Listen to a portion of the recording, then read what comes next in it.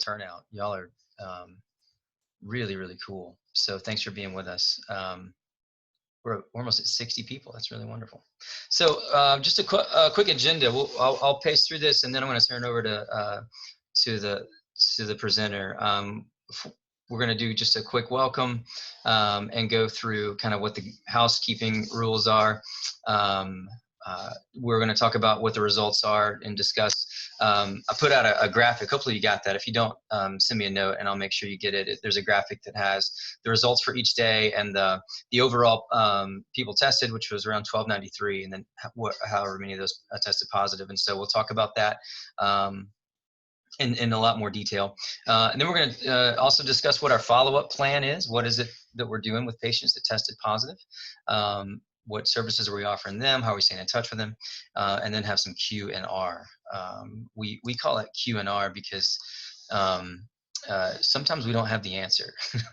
And so Q&A would indicate that we got it all figured out. So we like Q&R a little better, question and response. So real quick, guys, just an update on who we are and what we do. Our mission, if you're new to MercyMed or have heard about us, maybe don't know our details, we try to take every chance we can to give a mission kind of perspective of how we do things. Our mission statement was written by Dr. Grant Scarborough, our founder, and the long version of our mission statement says that we exist to proclaim Christ as Lord and demonstrate his love by providing affordable, quality health care for the physical, spiritual, and emotional needs of the underserved. And so for us, it's a response to our faith in Christ. We want to have a way to exercise that faith, to share that faith with others, and we have that opportunity at MercyMed to do that. What started out in the old CB&T building on 2nd Avenue has grown into 3 locations across town. And we started out providing only primary care for the uninsured, and now we've branched into some other specialties, and also a school-based health center. So the 3 locations we have in the city, there's one on 2nd Avenue, which is where I'm sitting, right here at 3702 2nd Avenue in North Highland. We also have an office on Steam Mill Road, which is on the ground floor of the Baptist Association building. It's called Mission Columbus, and we have a wonderful partnership with them, and happy to provide care in their building. And then we also have a school-based health center at Fox Elementary School, which is a great partnership with MCSD to provide healthcare to the kiddos at Fox. A lot of services we offer. This is all pre-COVID, so this list has grown a little bit, but primary care is most of what we do. We have a dental clinic we run on Fridays. We offer physical therapy for patients that need help with regaining mobility, patients that might have suffered from a stroke and don't have insurance. Things like that. We also have a micro farm here on site where we grow fresh fruits and vegetables for the food insecure, and also make healthy food available to our patients. We have counseling as well, and I think essentially those are a quick snapshot, and you can see kind of the photos there as well. But we want to be able to care for our patients' needs physically, spiritually, and emotionally, and so we do that with every patient encounter that we can. So last year we saw around 20,000 patient visits. And so the need is continuing to grow, especially these days. And so, so that's a little bit about us. One more note, I'll say this too. We're recording this, so I want to make sure to disclose that. This is being recorded, so just a couple of reasons. Make sure your camera's in a good place. I can't see everybody right now, but heads up. But also, I'm going to record this and post this online so that you can refer to it or share it and let everybody else know about it. All right, disclaimers are made. Before I introduce Dr. Kim, I want to just say a quick thank you. Anytime you start making a list of thank yous to people that have helped you do something, you leave somebody off. So I apologize in advance if we've done that. But you can see here on this particular slide of just how many folks rallied to help us put together a 4-day mass community-wide COVID-19 testing event. Cascade Hills let us use their place, and it was amazing. We had so much help from the health department, providing us just amazing manpower in order to pull this thing off. I could go on down the list, but I'll talk for a little too long if I do that. But just special shout outs to everybody on this list, and just know we've seen firsthand how our community responds in a time of need to rally and help where they can. And so we had to shut down the volunteer response form because we had too many volunteers sign up, and so and they were all amazing. They stood out in the hot sun for days, directing traffic or registering patients or whatever. So just know how much we appreciate our volunteers. We appreciate our partners who helped us with resources as well. So and another special shout out to the United Way and the Community Foundation who gave us a grant today through the Corona Response Fund, and so that is a huge help as well. So anyway, starting off with the gratitude, I guess, and moving on into some of the facts. So without further delay, I'm going to turn it over to our presenter, Dr. Joyce Kim. Dr. Kim's been with us since 2017. She's a graduate of Case Western Reserve University with a BA in music and anthropology. So she is a classically trained piano player. And so if you ever get a chance for her to play piano for you, she's very good. She graduated from med school at the Ohio University Heritage College of Osteopathic Medicine and did residency in Memphis with some friends of ours at Resurrection Health, and is now our CMO, our Chief Medical Officer. And so, Dr. Kim, are you able to unmute? Are you there? Hello, can you hear me? Yes. Perfect. Okay. I just want to echo what Billy said. We're so grateful to our volunteers and to all of the people that allowed this mass citywide screening to happen. It was so important. In a brief moment, I'm going to go through all of the statistics from it, but it really wouldn't have been possible. I've never really, I don't think, worked with a group of volunteers who were so capable, so motivated, and so selfless. And it really made the whole weekend work out so much smoother. So thank you to everybody that helped out. Why did we do it? So we had talked about this initially as a MercyMed family. We really wanted to, quote unquote, flatten the curve. So we wanted to decrease the risk of community transition of this virus, which is clearly contagious. And then we wanted to protect others in the community from those who test positive. So our idea was to do contact tracing to find the positives, to isolate them, and to prevent further spread of the disease. So by that, to improve quarantining measures. And then the ultimate hope was to also decrease the burden on our local hospitals by slowing down the transmission. Because if you look at sort of the horror stories in Italy and in New York, the resources cannot keep up with the demands for the patients who are really, really sick. And so we just wanted to get ahead of it as much as we could to stop the spread, because that clearly has been effective in countries across the world. After the fact, we did realize that, we had these positives. With the aftermath of those positives, we realized another reasonable and feasible goal for the city of Columbus would be to identify the positives and potentially offer treatment to those that we knew were positive. So from the screening itself, what are the results? We tested a total of 1,243 people. Of these, 186 returned positive, which puts the percentage of positives at 15%. This was actually a lot higher than we'd anticipated. I personally was thinking about 5%, so that was a lot higher. And you can see the day-to-day breakdown of the different numbers that we tested and the folks who came back positive. In the right lower corner, you'll see that it's divided into different counties as well. So Muskogee, naturally, we tested the most out of Muskogee and had the most positives out of Muskogee. Right after that was Lee County and Russell County, and third was Harris County. This graphic is actually up on our Facebook site, and so if you want to look at it and just look at it a little bit longer, you can definitely see it there. The next slide shows the distribution of folks that we tested. So these are not people that returned positive, but the actual people that were tested. And it was reassuring to us to look back at this and say, okay, we did serve the city of Columbus, Phoenix City, and our direct neighbors as well. So these are the folks who came for testing. Looks like about 54% from Columbus and about 15.5% from Phoenix City. So what did we do with those positive results? Every patient was called with their result by either a nurse or a provider, and they were offered a follow-up plan. So in that follow-up plan, the patients are divided into high risk and low risk groups.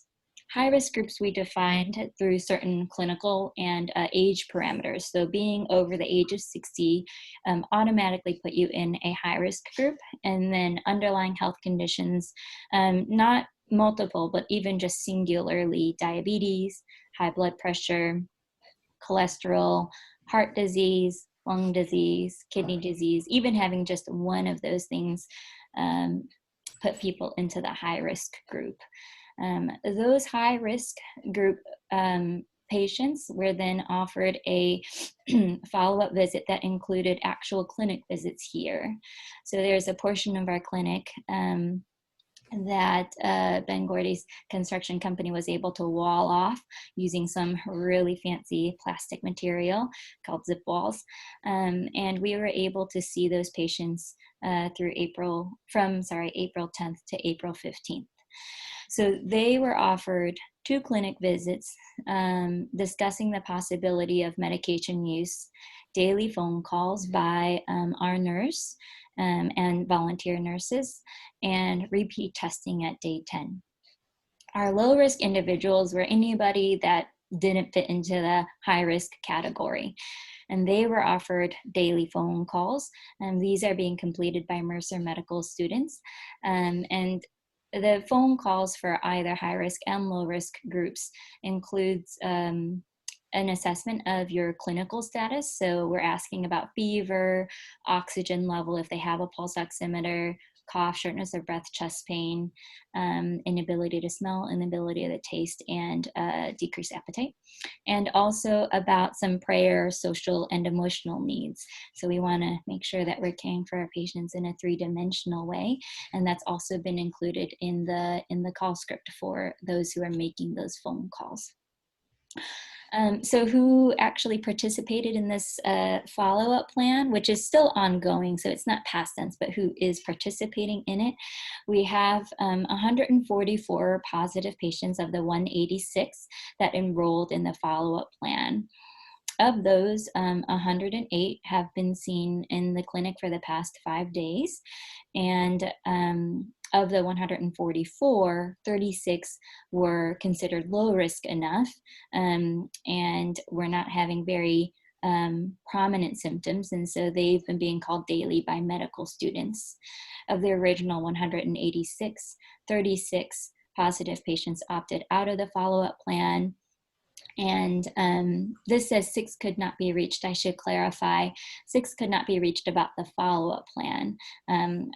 Everyone was notified of their positive result.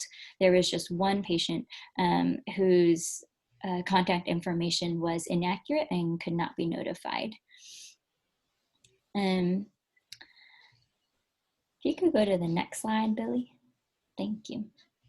And so of the 108 that we've seen in clinic, 14 have been started on medications. So I want to take a moment to talk about what medicines we're using and why we're using what we're using. There's, Dr. Grant says it well, I think he says, if someone is saying that they have the cure for coronavirus, don't believe them. So that is not what we are saying. Things, all of the medicines, even the ones that we offered to our higher risk individuals, so over 60, diabetic, hypertensive, kidney disease, those patients, these are still in investigation. The medicines that we did offer are hydroxychloroquine, along with a Z-Pak, and vitamins, including vitamin D and zinc, and a daily aspirin. So these medications are definitely still in investigation. A lot of the hype, I think, around hydroxychloroquine came from an original study in France. And we want to just make sure that we're sober-minded in thinking about these medicines. The study in France was sort of a slam dunk. It looked amazing. It looked like hydroxychloroquine was great and was going to make a real difference in patients with coronavirus. The one major flaw, I think, in that study was that it wasn't what's considered a randomized control trial. So you might have seen that term floating around about hydroxychloroquine, but essentially it means random. So patients are chosen at random whether or not they receive treatment or they receive some sort of placebo. And it's also blinded. So it means that the patient doesn't know if they're receiving treatment or not. And the doctor that's seeing them or the provider that's seeing them doesn't know if the patient in front of them is being received treatment or not. So it really, as you can imagine, decreases the bias behind treatment. But given the pandemic and what France was facing, I can understand that that just wasn't feasible at the time. And so they were offering what they thought could be helpful, since hydroxychloroquine and its relative chloroquine have been thought to be helpful in lab studies at least, and in previous coronavirus outbreaks like SARS. So they did a study essentially, and it showed that it was really effective. And yes, there are flaws, but for our higher risk individuals, I'm going to sort of look back at our objectives. We wanted to make sure that we could decrease the burden on the hospitals. So by keeping folks out of the hospital, that would be considered a success. And so we wanted to at least offer that treatment to the folks that we thought would be at higher risk of needing to go into the hospital. We discussed at length with them that these medications aren't proven to be a silver bullet, but that we could try them. We were very careful about who we started on the medicine. So we consulted with ID doctors and cardiology here in town, and they offered guidance in terms of who we chose for these treatments. Hey, Joyce. Oh, sure. Hey, sorry, this is Billy. What's an ID doctor? Oh, thank you. Infectious disease doctor. And thank you. So with sort of their blessing, we were able to move forward as confidently as we could, knowing that these things are still being studied. So the protocol was to start patients at day 1 if they were high risk and symptomatic, and April 10th was our first day in clinic. So this is considered day 5 of their follow-up plan. A Z-Pak really only lasts 5 days, and so those folks that were started on treatment on the first day have actually finished their Z-Pak at this point. From now on, from days 5 to 10, we're going to be calling them, continuing our daily calls. And if it looks like their symptoms are improving, we're actually going to direct them to stop the hydroxychloroquine. If it looks like their symptoms are persisting, we're going to ask them to continue the hydroxychloroquine. And as I mentioned before, day 10, they will return for their second clinic visit, where we'll be able to examine them, assess their symptoms, repeat blood work if needed, and definitely repeat a nasal swab to see if they are still positive for the virus. I know that was a lot of information. Not a lot of it is written on the slide. So if you have questions about that, feel free to type that into the chat box and we can get back to it in the question and response. I did want to say that we found a lot of asymptomatics as well. And so this was a real wake-up call for us, even though we've known for a long time that people can carry this virus and not have any symptoms at all. The way our screening criteria worked was that even if you had been exposed to someone, you could be tested, even if you didn't have any symptoms. And we found that a lot of those folks did test positive. And so, I'm sorry, I shouldn't say a lot of those folks. A lot of the folks that tested positive with us didn't have many symptoms or any symptoms. So this is a good takeaway, I think, for all of us that are listening, is that you might really feel fine, You might not have any symptoms, but the measures for social distancing are really important. And if we can stick to it, it can really decrease the spread of this virus. So that's something that's just being reminded to us. I think we see that in the media a lot, but it's proven true in the results that we've had thus far. Also, some follow-up. We've been offering different types of care, not just medical, but I mentioned this earlier, that we're asking about prayer needs and social needs and emotional needs. So Billy, if you could go to the next slide, that'd be great.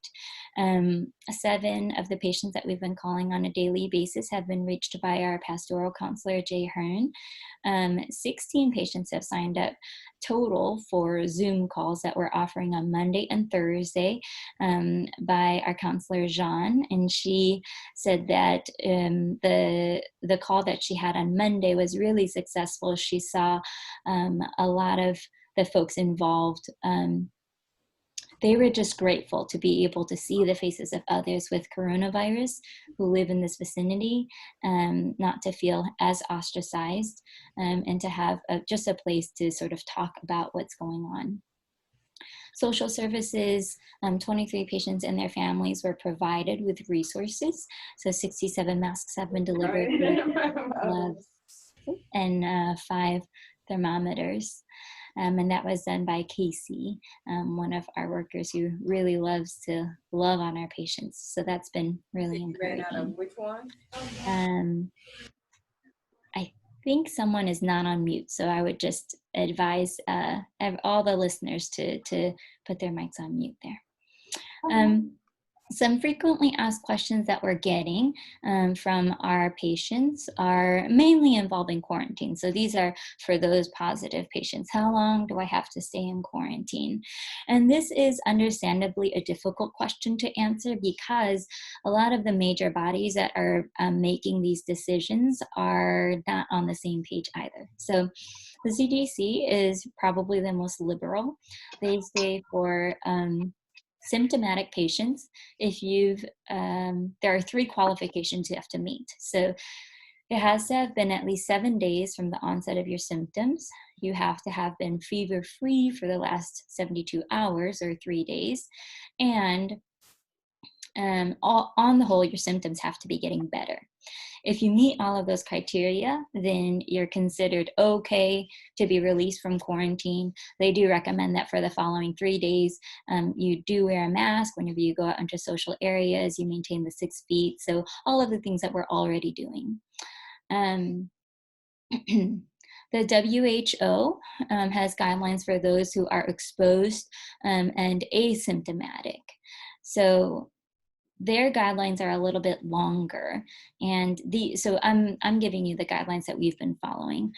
The asymptomatics actually are asked to stay home a little bit longer, and it makes sense if you think about transmission of the virus. So for those folks who don't have symptoms, you might develop symptoms at maybe day 5 or 6 from the day that you test positive. You might develop symptoms at day 11, but really 99% of the time you'll develop symptoms by day 14. And when you're symptomatic, that's when your ability to transmit the virus is higher. And so we ask that for folks who are asymptomatic, that they stay home for a full 14 days from the time of their first positive test. And that after that, you can be released from quarantining, but make sure to wear a mask, maintain social distancing measures, etc. Get a lot of questions about close contacts. So, my 3-year-old nephew or my 70-year-old grandmother or whoever it might be, do they need to be tested? Close contacts, the WHO defines that as someone who's been within about 3 feet of you for 15 to 20 minutes or longer. This includes within a car or just at standing distances. These folks, we actually presume to be positive. So If they are showing symptoms, then we say, yes, please get them tested. And the numbers were in our last community call, but for Georgia residents, it would be the Muskogee County Health Department, and for Alabama residents, it would be through EAMC. If they're not showing symptoms, then we are adhering to the same rules for asymptomatics who tested positive. The presumptive diagnosis is that they are also positive, and if they're asymptomatic, they should be quarantined for 14 days as well.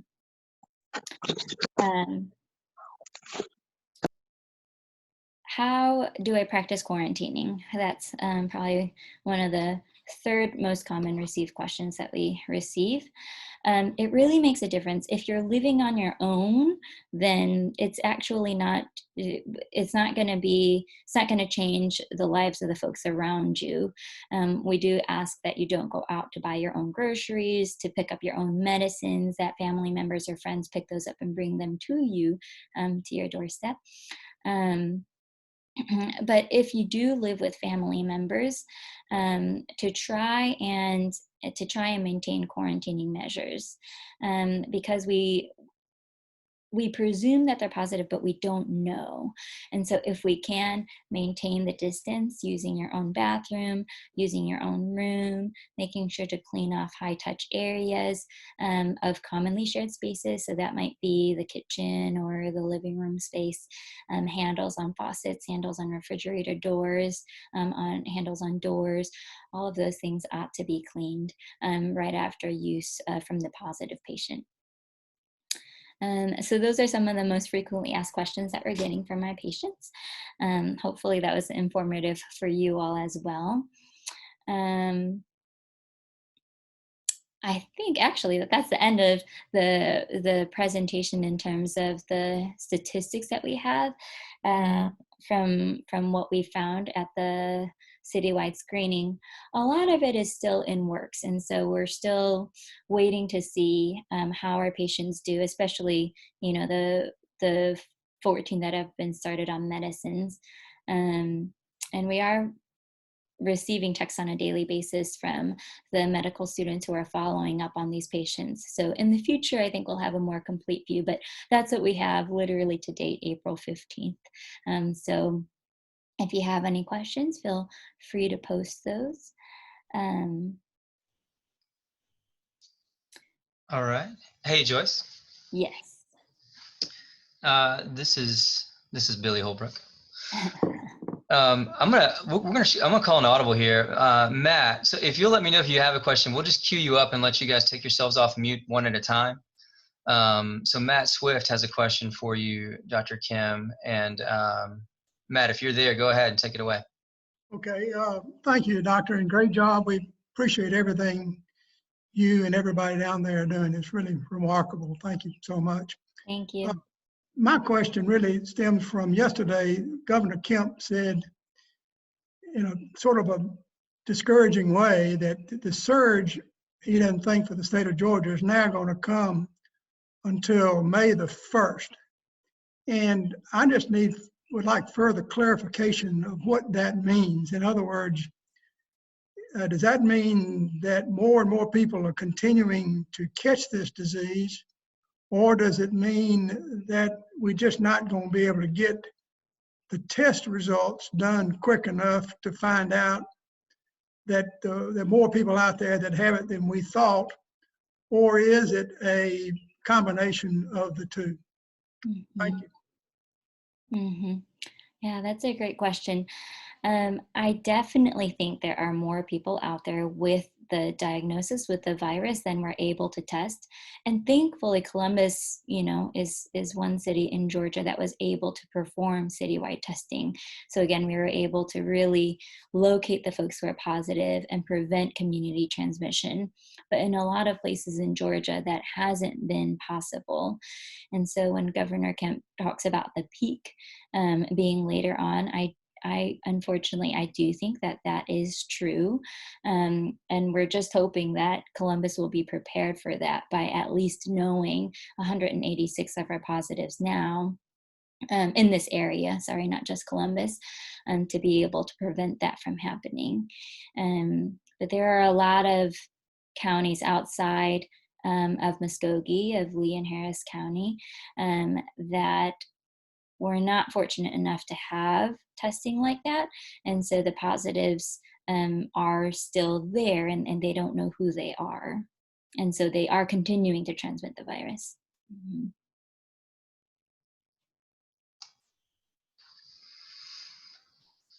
Cool. Thank you. Matt, anything else on that? Any more questions on, does that answer Oh, that? that's great. I think the issue is that we all need to tell everybody that there's still a lot of people out there that are contagious, that we're not over the hump, which is what a lot of people are thinking, that we can soften up on the social distancing. I think that's the issue. I think you're exactly right. Yeah, absolutely. Cool. Thank you for that question, Matt. Let's see, Jean has a question. What is known? Oh, Jean, I'm sorry. I went back to my old way. Jean, go ahead. I'm just wondering about the testing that's, you get the results faster. Has MercyMed been able to get those or know anything about when that can happen? I do feel like testing is so key right now. So that's just my question. Mm-hmm. The testing that we're using, really the results come back in about 24 to 48 hours. The laboratory that we use, AIT Laboratories through HealthTrack, their turnaround time is really fast. What happened with our screening, with the citywide screen, was that they were inundated. And so because we sent over 1,200 results to them, or I'm sorry, samples to them, and so the turnaround time was just a little bit longer than we had initially hoped for. But that turnaround time really is not so bad. So MercyMed, at this point, I don't think we're going to be investing into a quicker turnaround time test. So there are tests that are under emergency use authorization from the FDA. The longest are probably about 45 minutes to an hour for what's considered a rapid test. And the quickest is the 5-minute Abbott test, which has been on the news a lot. And that one does sound really promising. I think right now the issue is that there aren't enough cartridges, and that they're sort of being doled out in smaller numbers than anticipated to the folks who actually have the machine to be able to run these tests. So yes, I think that those are becoming definitely more prevalent. But here at MercyMed, at least for the time being, we're going to stick with the AIT labs, and we expect results within 24 to 48 hours from the time that we send off samples. Thank you. Yeah, thank you. Hey, Billy, this is Grant. Dr. Grant. Joyce, you can tell them about the antibody test maybe, because that will be different.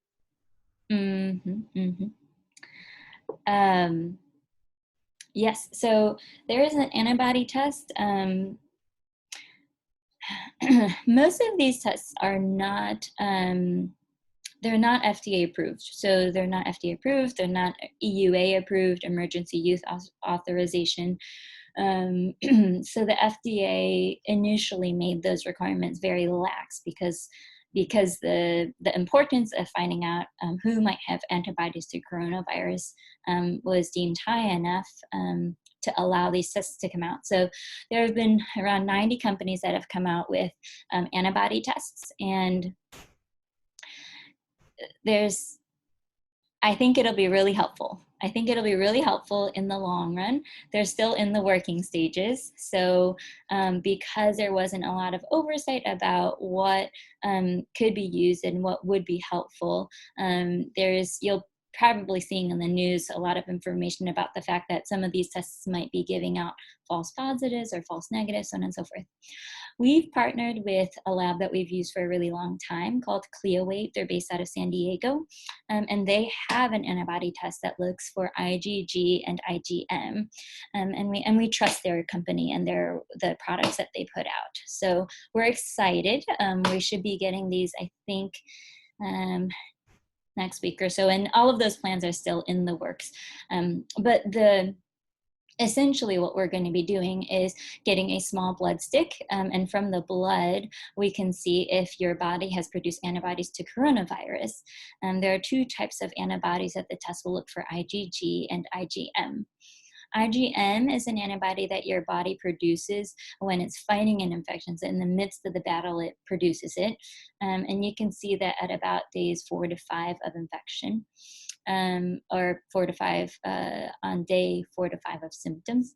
And IgG is an antibody that your produces on a long-term basis, and protects you from the disease in the long run. So hello. So if you think about hepatitis, sometimes you have to get your titer levels checked. We're looking at your IgG level to see if you're still protected against it.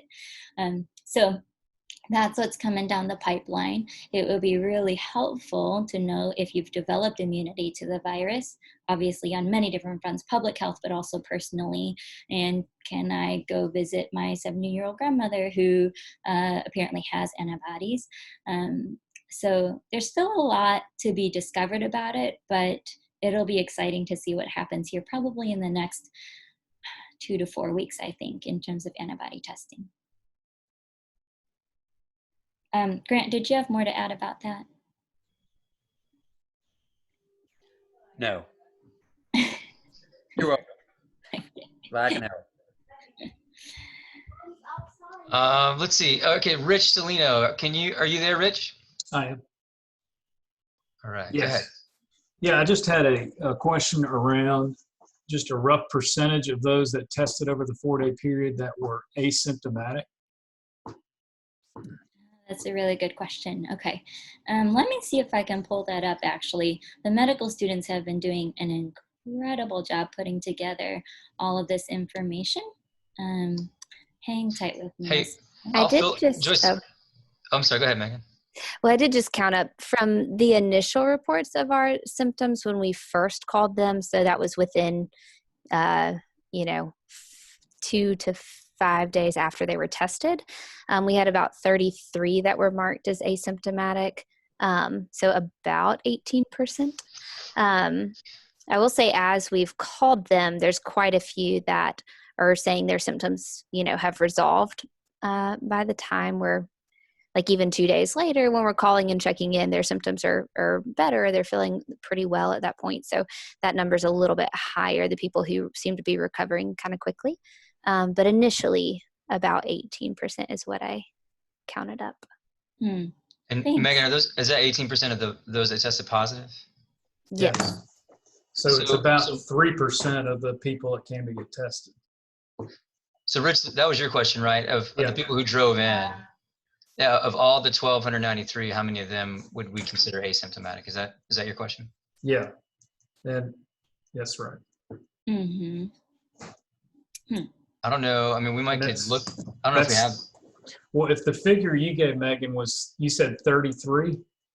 About 33 of the positives, so 33 of the 186 were asymptomatic initially when we called them. But I don't know how many asymptomatic people got tested. That would be a little harder we could look back and find out, but I don't have that right now. Yeah, Rich, sorry, I don't have that information on hand, but we can definitely look into it and let you and the community know, because that is an important question. Joyce, can I add something? Of course. I'm asking a lot of the questions when I'm in the room with the patients, and I am quite shocked by how many of them had no symptoms or very minor symptoms. Hey, I just thought I had allergies. I know one person clearly had 0 symptoms and just went to get checked for the heck of it. So I know you said this earlier, Joyce, but most of these folks would not have qualified for testing at other places because their symptoms were so mild. And so it's just a good reminder for all of us how important it is to shelter in place, because it might be us. And you don't realize, you might pick some up at Publix or someplace very simple like that. But yeah, a lot of folks with very minimal symptoms. I think that is important, because a lot of the folks that we spoke with, and enriched that you scribed for, they would say, yes, I've had a cough, but it's also allergy season. And so they might not have been asymptomatic, but their symptoms certainly weren't red flags and could be attributed to other common conditions. That a lot of us are, I've got a sore throat from allergies as well. And so it's definitely a more nuanced picture, I think, than just maybe symptoms or no symptoms as well. Thank you. Cool. All right. Hey, Skip, are you still there? Oh, I see you. Go ahead.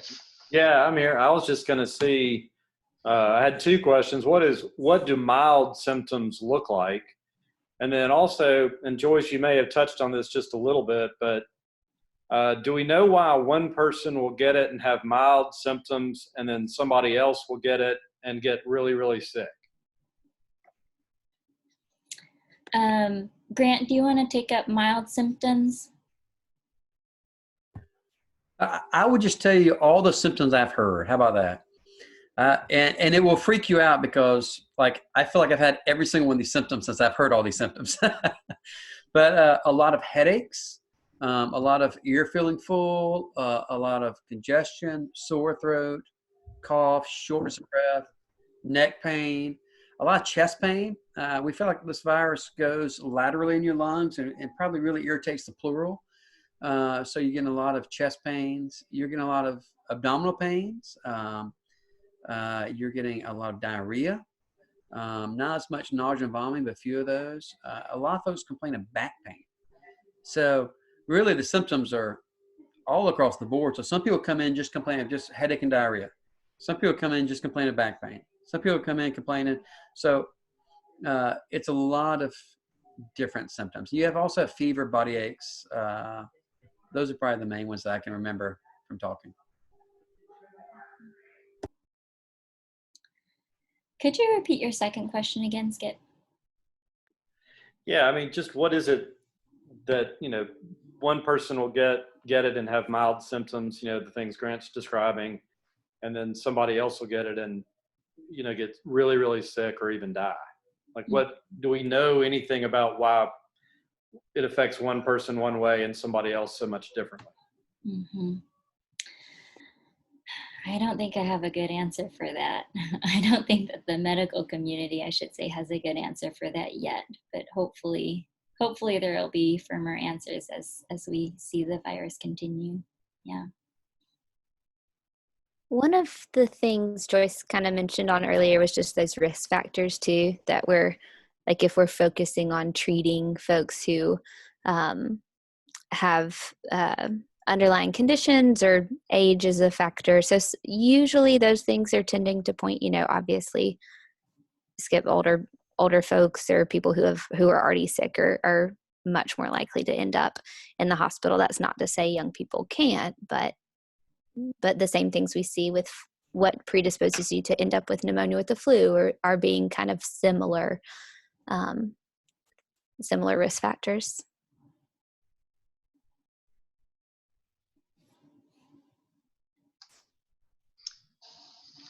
All right. Cool. Thank you guys. Lindsay Simpkins, are you still there? Yes, I'm here. Sorry, I couldn't find the unmute button. I'm here. Go ahead, Lindsay.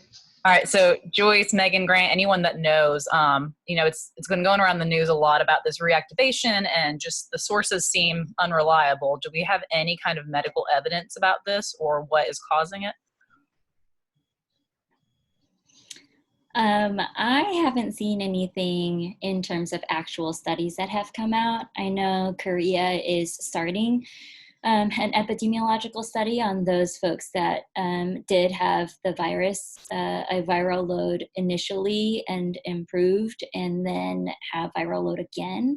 So I know that it's in the works, but I haven't seen any results from that. I don't know if y'all have any other providers.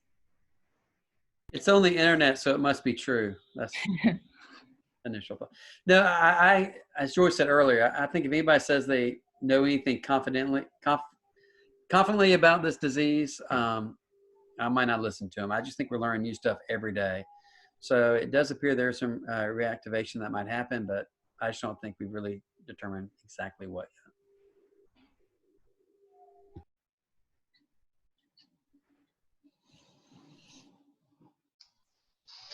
All right.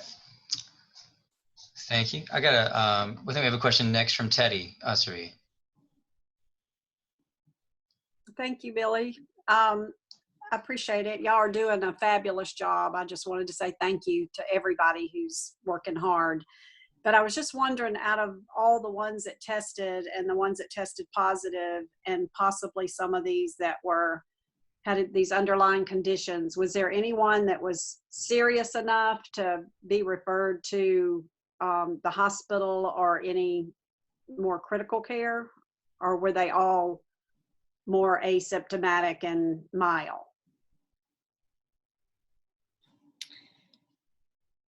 So most of our patients actually have not needed to be referred to the hospital, which praise the Lord.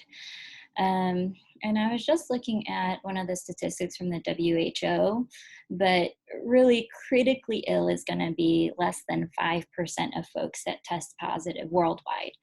And so we have, compared to the world, we have a small sample population. But yeah, so speaking from our experience, there haven't been people yet who have needed to be referred for a hospital or more intensive care, which is great. And really only about 13 of them at the day of their initial visit we thought were serious enough to start treatment on. And one additional patient with follow-up phone calls from our nursing staff was deemed appropriate enough also to start treatment. Thanks. Cool. Thank you, Joyce. Dr. Alice House, are you still on? I am. I was just muted. So my question was, is there a way for people to get tested? So many people that we tested at the testing over the weekend really wouldn't have fit any criteria, as you've already said, to get tested somewhere else. Is there a place for people, because presumably there's still lots of people out there who don't fit all those traditional symptoms. Is there a way to get them tested? Yes, so we are working on that. We're hoping to be able to provide more consistent testing for the city of Columbus without needing to meet those stringent requirements. The plan is unfolding. It's not completely fixed yet, but you all will be the first people to know once that does become available.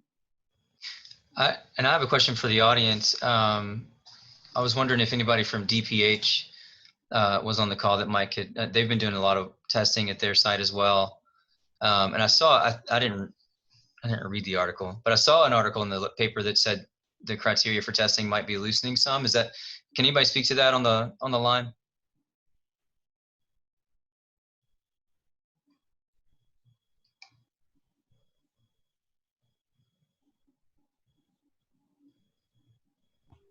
Okay. I cannot speak to that. Really? Okay.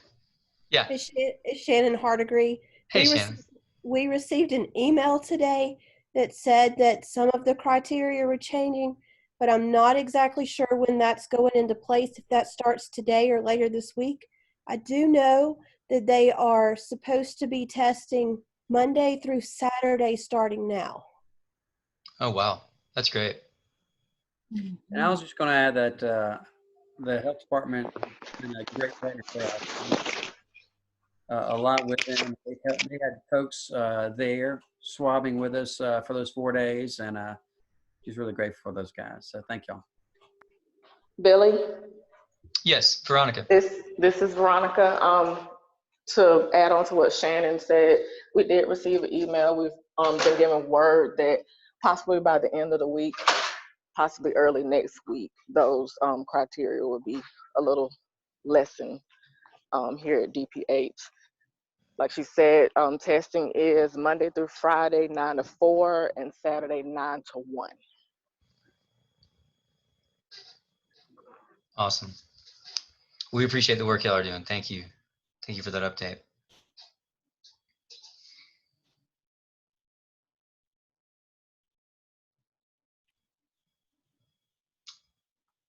All right, I'm looking back through the chat here.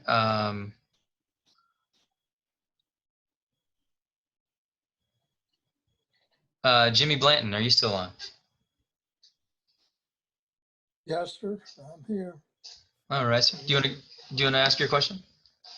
Just wanting to check on the staff and any volunteers to make sure that no one has been diagnosed with COVID-19 or has been had to go into isolation. Just checking on the staff. Yeah, we're really grateful, at least at MercyMed, none of our staff from the citywide screening event tested positive afterwards. So praise the Lord for that. And I haven't received any report about the volunteers that were at the event. I don't know if y'all have an update on that, but I haven't heard that any of the volunteers tested positive afterwards either. Thank you.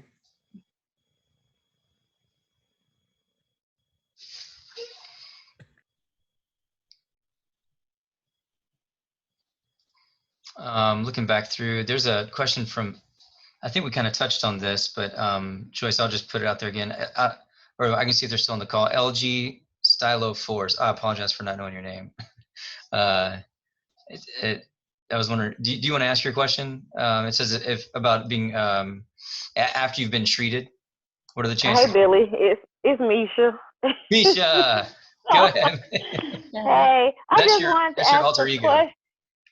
I just wanted to ask the question: if someone has been treated for the COVID virus, what are the chances of them getting it again, like after they've been treated and all that good stuff? Yeah, I think this is similar to what Lindsay had asked about in terms of reinfection rates. Oh, okay. Yeah, no, I mean, that's totally fine. I think it's a really relevant question, and it's definitely a question I have in my mind. But I don't know that I have a solid answer for you other than that people are thinking that same thought and they're looking into the answers as well. It is, we just want to keep in mind that no treatment for COVID is 100% effective that we know of yet. So it's definitely a good question to be asking. Okay, thank you. Thank you.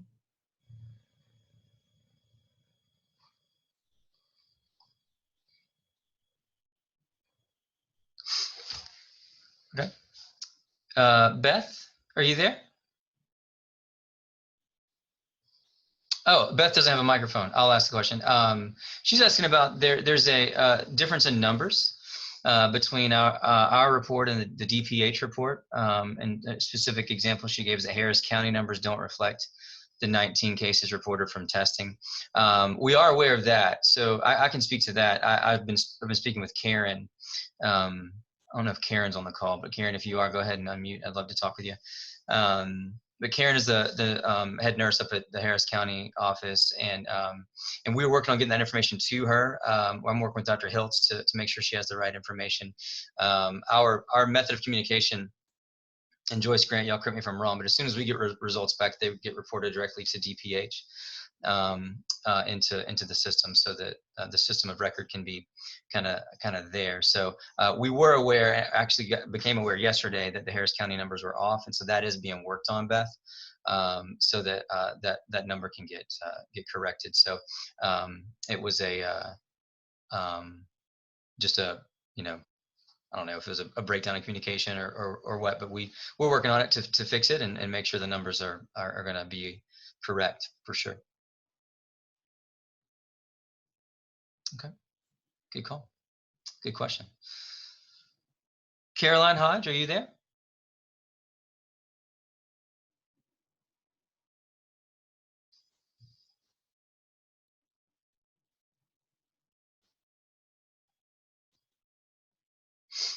Caroline says, with the easing of the criteria to get tested, would you all recommend being tested if you are totally asymptomatic but have been around COVID patients?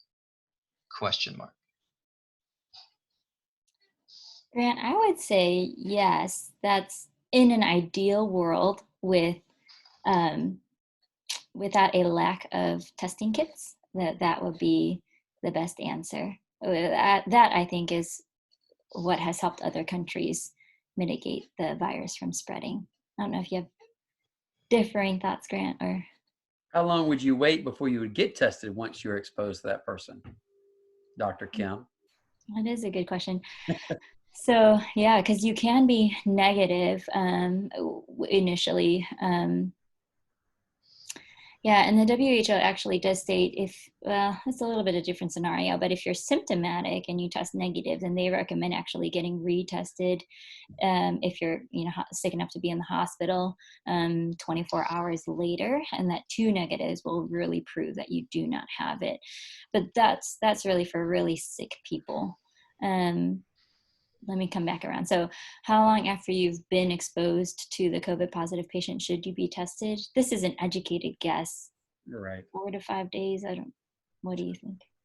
You normally become symptomatic around day 5. So, I mean, I don't know if I was with someone today, I'd run out and go get tested today because you won't be positive yet. You're doing nasal swab. The virus won't be there yet. So I think you could wait a couple of days before you got tested.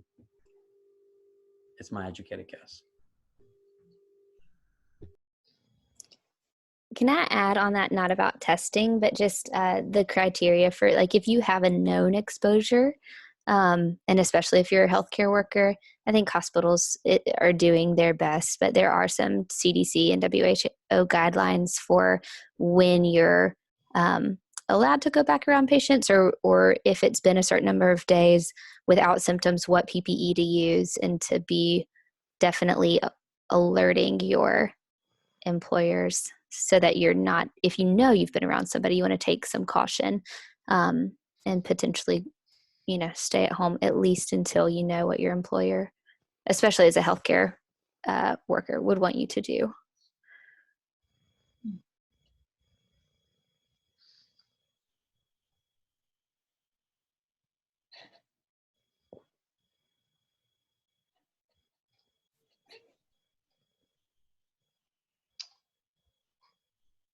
Well,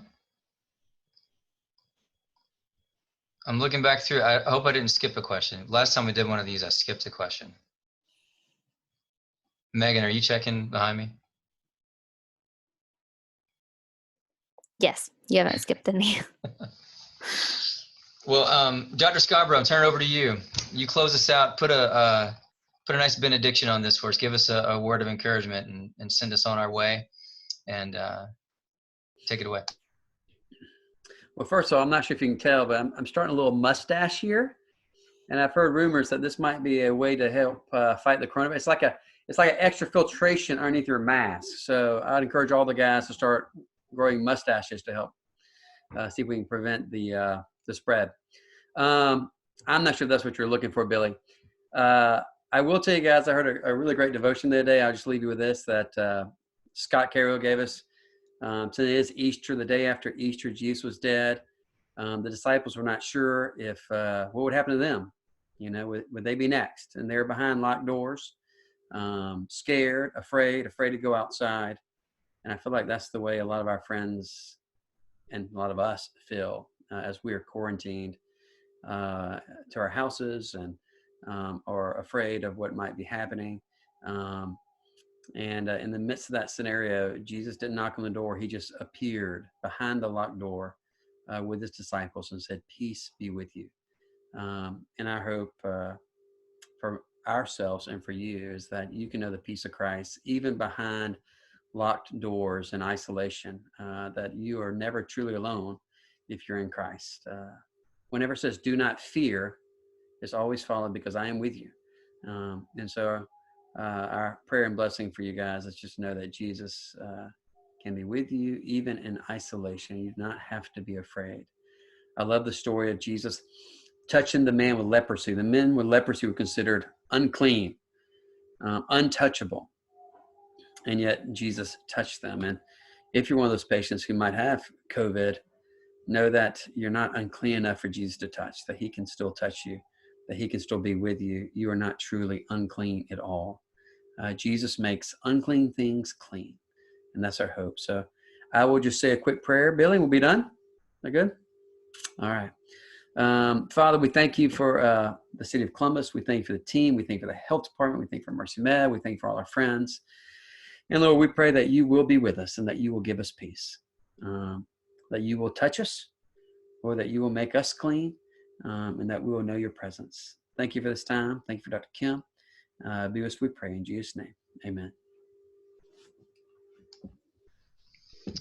Bye, guys. Thank y'all so much.